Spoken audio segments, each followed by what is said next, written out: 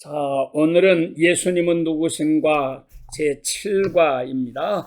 이삭 대신에 죽은 어린 양입니다. 5과는 세상 죄를 지고 가는 하나님의 어린 양이다 그랬고요. 그 양에 대한 설명으로 6과에서는 이제 6월절 어린 양을 설명했고, 오늘 7과에서는 이삭 대신에 죽은 어린 양입니다.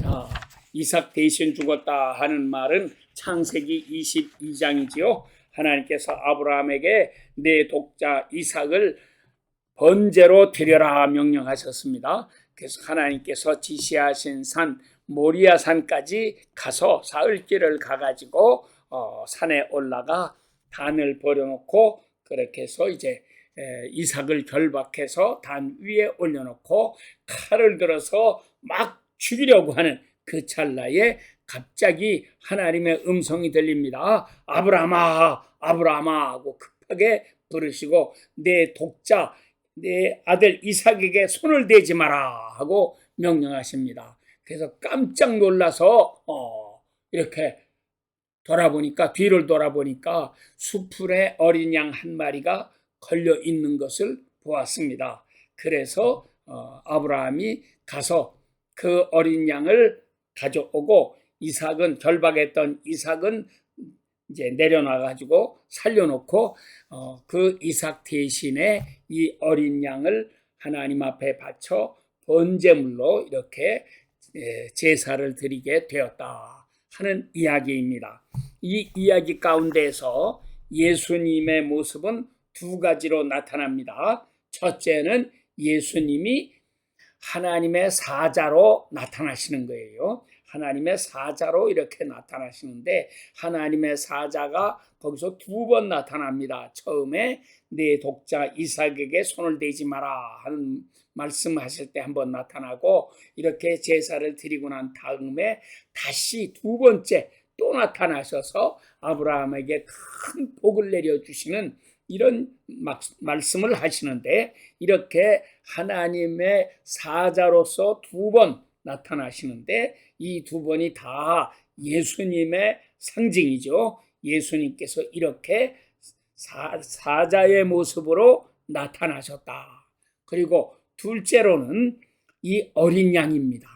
예수님은 어린 양의 모습으로 나타나셔서 이삭이 죽을 거를 대신 어린 양이 죽음으로 하나님의 어린 양 예수 그리스도께서 이삭을 대신한 제물이 되셨다는 것을 보여주시고, 우리 모두가 다 이삭같이 되어서 하나님 앞에 자기를 드릴 때에 드디어 예수님이 내 대신 생명을 바쳐 죽으셨구나 하는 것을 깨달아 알게 되는 것입니다. 그러니까 이 어린 양은 언제 발견되었느냐 하는 게 중요한 거예요. 하나님은 아브라함에게 내 독자 이삭을 제물로 바쳐라 명령하셨는데, 우리 히브리서 11장 믿음장에서는 아브라함에 대해서 설명하기를 하나님께서 그에게 이삭을 바치라고 하셨지만, 아브라함은 믿음을 가지고 있었기 때문에 하나님이 100세에 주신 이 귀한 아들을 절대로 죽이시고 그렇게 해서 데려가실 분이 아니다. 하나님은 반드시 이 아들을 살려내실 것이다. 또는 죽는다고 할지라도 다시 살려주실 것이다. 이런 확신을 가지고 이삭을 하나님 앞에 바칠 수 있었다고 하는 것입니다. 그런데 그러니까는 가서, 혹시 내가 여기까지 왔는데, 이 산꼭대기까지 아들을 데리고 이렇게 왔는데 하나님께서 예비해 놓으신 무슨 양 같은 게 없을까 하고 두리번거리고 다 찾아봤을 거예요. 그렇지만 그때는 아무리 찾아도 보이지가 않았는데, 언제 발견되느냐? 이 이삭을 단에 들여 칼을 들고 잡으려고 할 때, 그때 하나님께서 급하게 제지시켜 놓으시고 아브라함의 눈을 열어서 드디어 수풀에 걸려있는 양이 발견되게 하신 것입니다. 하나님은 우리의 눈을 열어주시면 우리가 모든 것을 발견할 수 있지만, 하나님께서 우리를 위해서 예비해 놓으신 모든 것이 우리 주변에 다 감추어져 있어요. 그리고 때가 되면 이것들이 하나씩 하나씩 튀어나와서 우리를 돕고 우리를 이렇게 대신하고 이런 역사를 이룰 텐데, 우리가 나 자신을 드리는 것이 없으면 이 놀라운 일은 일어나지 않는다고 하는 사실을 함께 기억해야지만 하겠습니다. 그래서 이삭 대신에 죽은 어린 양은 그냥 우연히 발견되는 어린 양이 아니고, 내가 나 자신을 드릴 때, 하나님의 명령에 순종해서 내 아들 이삭을 믿음으로 드릴 때에, 그때에 드디어 내 눈이 열려져서 하나님이 예비하신 어린 양을 볼 수 있게 된다고 하는 것입니다. 그래서 이 어린 양에 대한 첫째 설명은 여기에서부터 여호와 이레라고 하는 말이 나왔죠. 하나님이 예비하신다. 하나님이 나를 위해서 예비하신 게 많이 있어요. 또 우리 성경에서 하나님이 나를 위해서 예비하셨다 하는 말씀이 가장 뚜렷하게 나타나는 것이 고린도전서 2장에 이렇게 나타나지 않습니까? 그래서 하나님께서 우리를 위하여 예비하신 모든 것은 우리가 생각도 하지 못했고, 우리가 보지도 못하고 듣지도 못하고 생각하지도 못했던 놀라운 것을 우리에게 내려주신다고 하는 것입니다. 그러니까 하나님은 우리를 위해서 모든 걸 예비해 놓으셨는데, 우리는 그거를 미처 보지 못하고 공연히 나에게 어려운 일 좀 생기면 그냥 슬퍼하고 고민하고 괴로워하고 탄식하고 불평하고 원망하고 이렇게 살아가지 않습니까?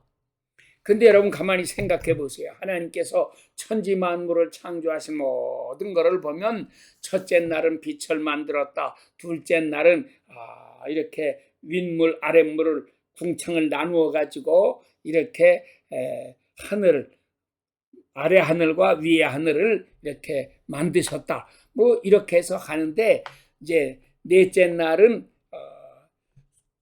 이렇게 수목을 만드시죠. 셋째 날은 이 땅에 수목을 만드시고, 넷째 날은 하늘에 달과 별들을 다 만들어 놓으시고, 다섯째 날은 이 땅에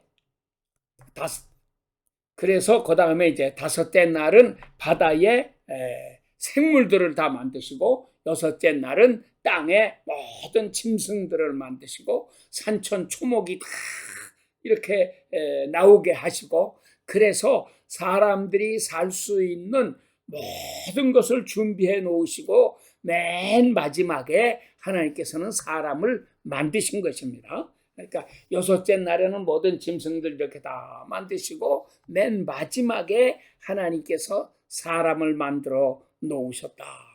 그래서 우리가 이렇게 보면 한 집에서도 아기를 낳게 되면은 아기 낳기 전에 미리 다 준비를 하지 않습니까? 어떤 사람들은 아기의 장난감까지도 다 선물을 하고 준비하고 그래요. 아기가 언제 커가지고 장난감 가지고 놀겠습니까마는, 이렇게 아기를 위해서 옷도 준비하고 포대기도 준비하고 뭐 침대도 만들어 놓고 모든 거를 다 준비를 하는데, 사람도 이렇게 준비할 줄 아는데 하물며 하나님께서 우리를 위해서 무엇을 준비하지 않으시겠습니까?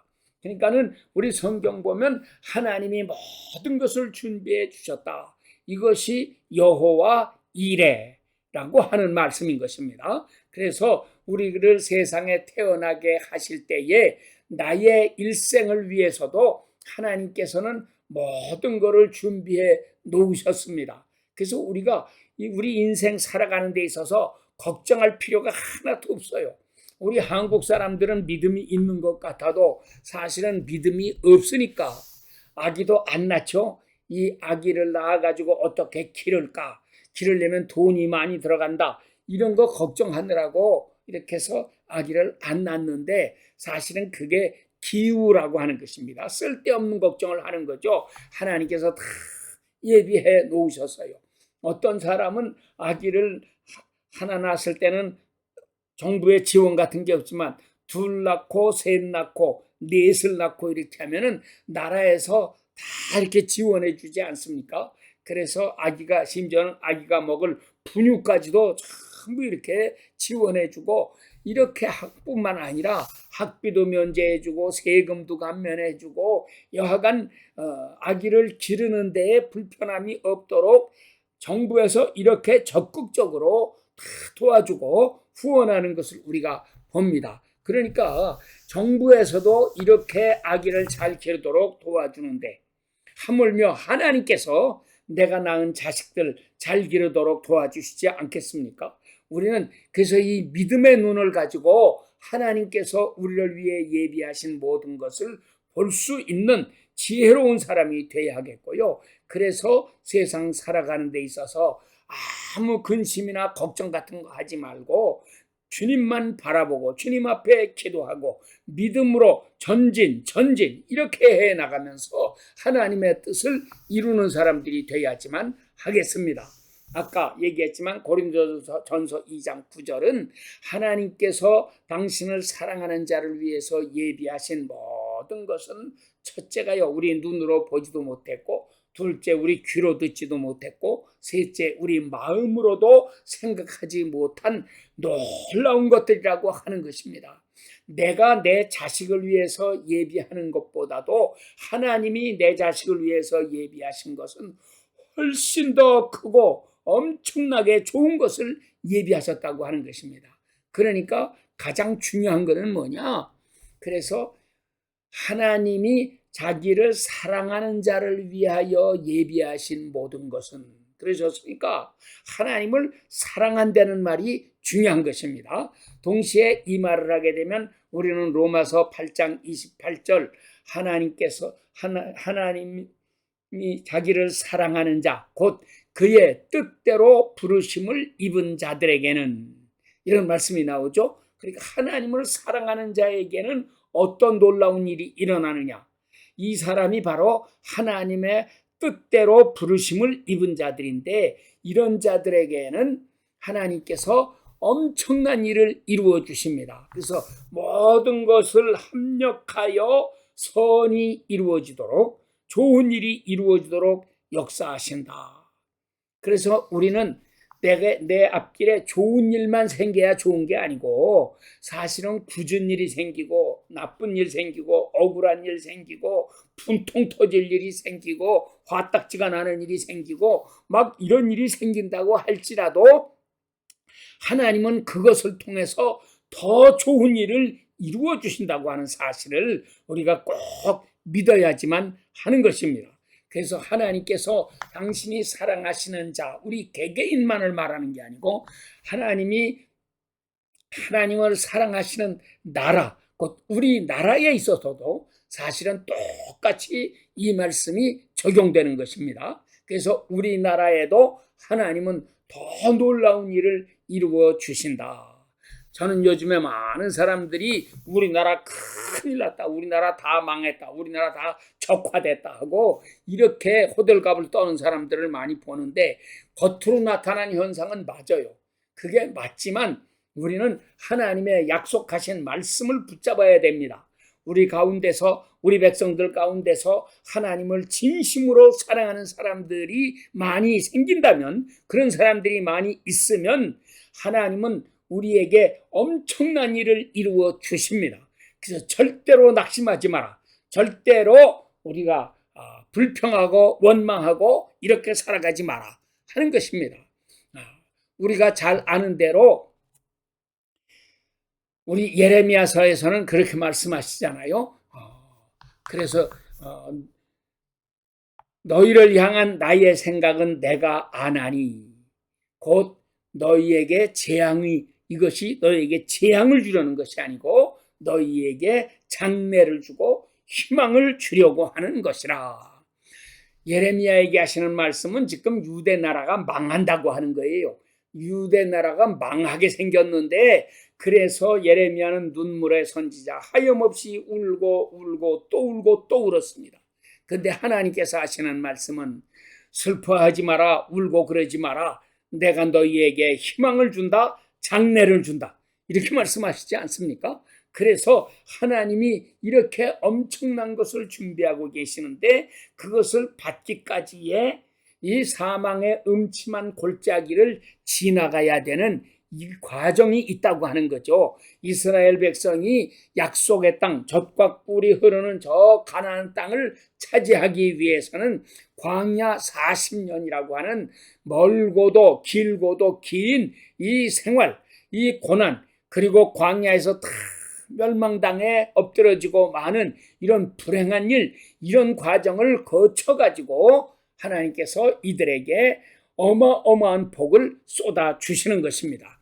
똑같이 우리 한국 사람에게도 이렇게 큰 복을 주시는데 이런 복이 저절로 쏟아지는 것이 아니고 이 험한 과정이 있습니다. 광야 40년의 과정이 있습니다.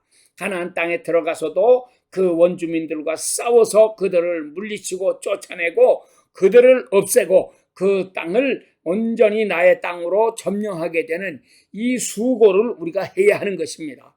거기에서 또 끝나는 게 아니고요. 계속해서 하나님을 잘 섬기는 이런 일들이 이루어져야 합니다. 이 똑같은 일들이 우리 오늘 대한민국의 모든 백성들에게도 임하는 것입니다. 그래서 하나님께서는 우리에게 일제 36년간의 고통도 주셨고 해방되자마자 6.25 사변이라고 하는 전쟁을 통해서 엄청난 쓰라림도 주셨고 지금도 나라의 절반이 이렇게 허리가 동강 나가지고 북한 땅은 하나님을 모르는 악한 이 독재자가 하나님을 섬기지 못하게 하고 온갖 발광을 해가면서 발악을 해가면서 이렇게 백성들을 탄압하고 있지만 그래도 남쪽의 반토막을 하나님이 살려놓으시고 여기에 있는 백성들 계속해서 기도하게 만드시고 우리가 고난을 당하지 않았으면 기도 안 할 거예요. 고난당하지 않았으면 예수님 안 믿었을 겁니다. 고난당하지 않았을 것 같으면은 하나님 앞에 기도하는 사람이 없었고 하나님의 일꾼으로 훌륭하게 자라나는 사람도 없었고 세계에 선교하겠다고 다른 나라에 선교하러 뛰쳐나가서 이렇게 일하는 이런 사람들도 없었을 것이고 우리나라의 훌륭한 의로운 백성들 거룩한 하나님의 사람들이 태어나지도 못했을 것인데 많은 고난을 통해서 하나님은 대한민국에 말로 다 할 수 없는 엄청난 복을 막 쏟아 부어 주셨습니다. 근데 이 모든 과정이 하나님께서 우리를 위해서 예비해 놓으신 것이다. 우리가 이 예비하시는 하나님, 여호와 이레 하나님에 대해서 마음에 깊이 새기고 하나님 앞에 감사하며 살아가는 사람들이 돼야지 하겠습니다. 자, 근데 왜 이 말을 이렇게 장황하게 설명을 하느냐? 바로 이삭 대신에 죽은 어린 양이 예수 그리스도의 모형이시고 그 예수 그리스도가 우리를 위해서 이렇게 희생이 되셔서 우리를 위한 한 마리의 어린 양으로서 우리의 죄를 대속하시고 구원해 내시는 큰 역사를 이루어 주셨다. 이것을 우리가 믿고 그래서 우리가 주님을 마음에 모시고 주님을 잘 섬기는 사람들이 되어야 하겠다. 그래서 이 말씀을 이렇게 전하는 것입니다. 여러분 정말 우리가 이삭 대신에 죽은 이 어린 양이 바로 우리를 대신해서 죽으신 예수 그리스도시라는 사실을 깊이 깨닫고요. 그래서 정말 주님의 은혜 안에서 더욱 새로워져야지만 하겠습니다.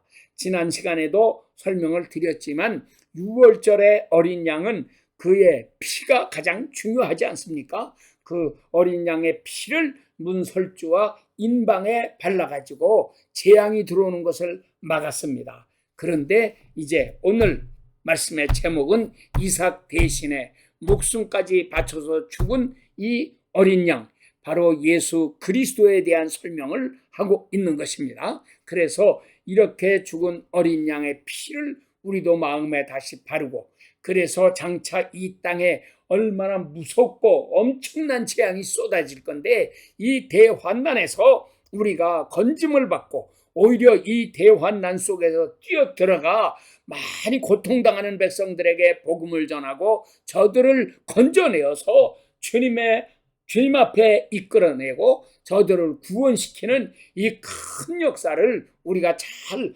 감당해 나가야지만 하겠습니다. 그래서 우리가 이 어린 양에 대한 놀라운 사실을 다시금 마음에 새기면서 하나님 앞에 바르게 살아가는 귀한 성도들이 되어야지만 하겠습니다. 자, 그런데 예수님은 하나님의 사자로도 이렇게 나타나셨잖아요. 그래서 처음에는 그 이삭에게 손을 대지 마라 해서 이삭을 못 죽게 만들고 어린 양을 볼 수 있게 발견하게 만들어서 어린 양을 대신 하나님 앞에 이렇게 바쳤는데, 이 어린 양을 제물로 바치고 난 다음에는 하나님의 사자가 두 번째로 다시 나타나셔가지고 큰 복을 쏟아 주십니다. 그래서 이렇게 자기를 하나님 앞에 드린 사람에게는 우리가 눈으로 보지도 못하고 듣지도 못하고 우리 마음으로 생각하지도 못했던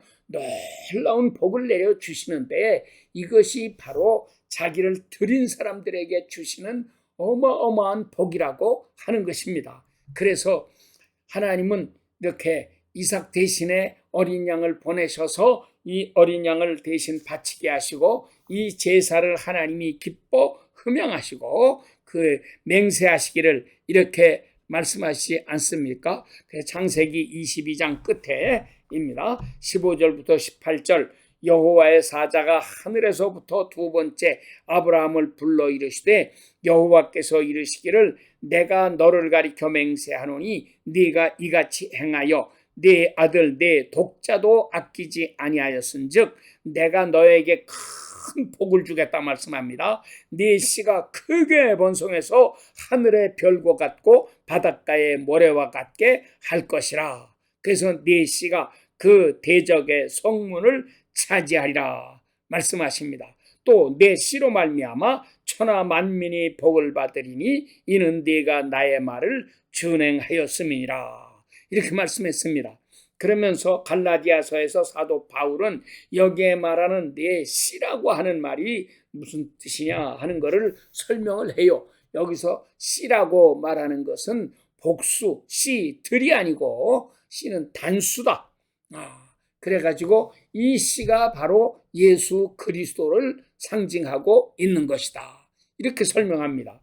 그러니까 이 모리아산에서 일어난 이 사건에서 예수 그리스도는 여호와의 사자로 이렇게 나타났고, 또 하나는 이삭 대신에 바쳐진 이 수풀에 걸려있던 어린 양으로 나타나셨는데, 그 다음에 더 뚜렷하게 나타나는 또 하나의 현상은 이 약속에 나타나는 것입니다. 너의 씨로 이렇게 하늘의 별과 같게 하고 바닷가의 모래같이 많이 번성하게 하겠다 말씀하십니다.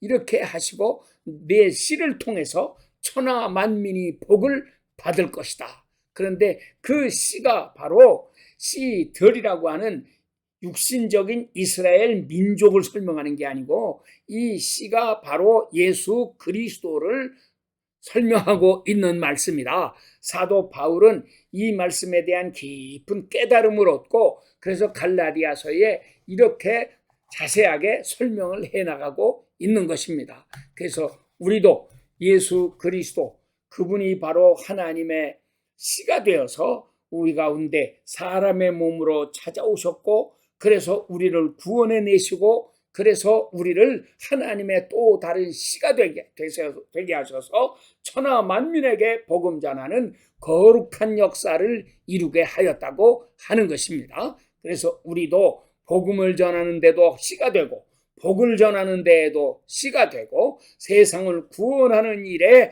하나님의 씨가 되어서 이 아름다운 세상에 천국을 건설해 나가는 거룩한 새 역사를 이루어 나가야지만 하겠습니다. 하나님께서 오늘도 여러분들 모두에게 넘치는 새 은혜를 베푸시고 복에 복을 더해 주시기를 축원합니다. 아멘. 기도합니다. 하나님